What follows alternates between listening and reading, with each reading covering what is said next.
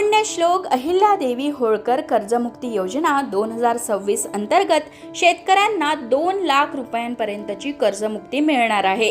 अल्पमुदतीच्या थकीत पीक कर्जांचा तसंच पुनर्गठित आणि फेर पुनर्गठित कर्जाचा या योजनेत समावेश आहे। 2 लाखांपेक्षा जास्त कर्ज असणाऱ्या शेतकऱ्यांनी स्वतःचा हिस्सा भरल्यानंतर 2 लाख रुपयांपर्यंतची रक्कम शासन भरणार आहे।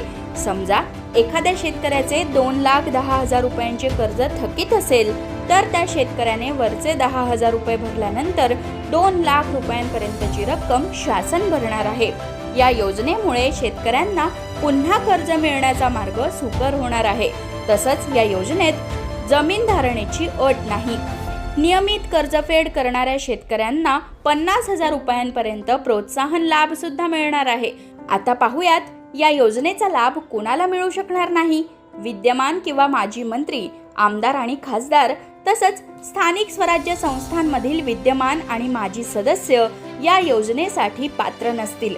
तसंच ज्यांचे मासिक वेतन 25,000 रुपयांपेक्षा जास्त आहे असे केंद्र किंवा राज्य शासनातील अधिकारी आणि कर्मचारी या योजनेसाठी पात्र नसतील।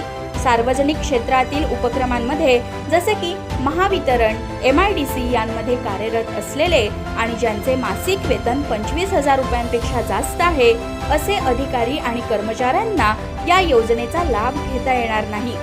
शेती व्यतिरिक्तच्या उत्पन्नावर आयकर भरणाऱ्या व्यक्ती सुद्धा या योजनेचा लाभ घेऊ शकणार नाहीत। ज्यांचे निवृत्ती वेतन 25,000 रुपयांपेक्षा अधिक आहे अशा निवृत्ती वेतन धारकांनाही या योजनेचा लाभ मिळू शकणार नाही।